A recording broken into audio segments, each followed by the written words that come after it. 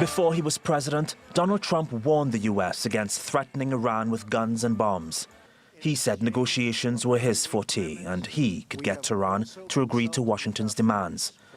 But now that he's in charge, talking seems to have made matters worse. On Sunday, Trump tweeted, "If Iran wants to fight, that will be the official end of Iran. Never threaten the United States again." The tweet follows an explosion near the U.S. Embassy in Iraq's capital, Baghdad. No one's claimed responsibility, but the U.S. is suggesting who's to blame. Iran's been a problem for so many years. If you go back, just take a look at all of the conflict that they've caused. The attack in Baghdad comes after U.S. naval exercises in the Arabian Sea. Tehran describes the drills as psychological warfare, but Trump says that's not what it's about.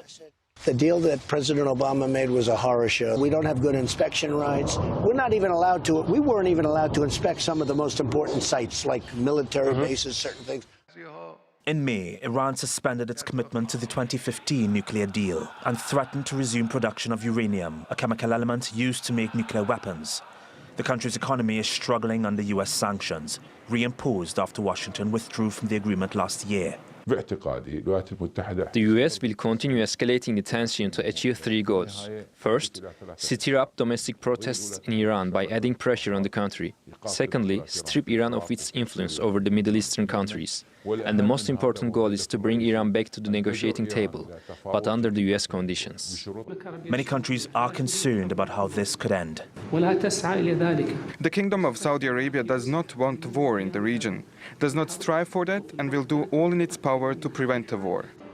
A war would further destabilize an already fragile Middle East. Preventing one may be the only thing all sides agree on. President, are we going to war with Iran? Hope not. Regan Devine, TRT World.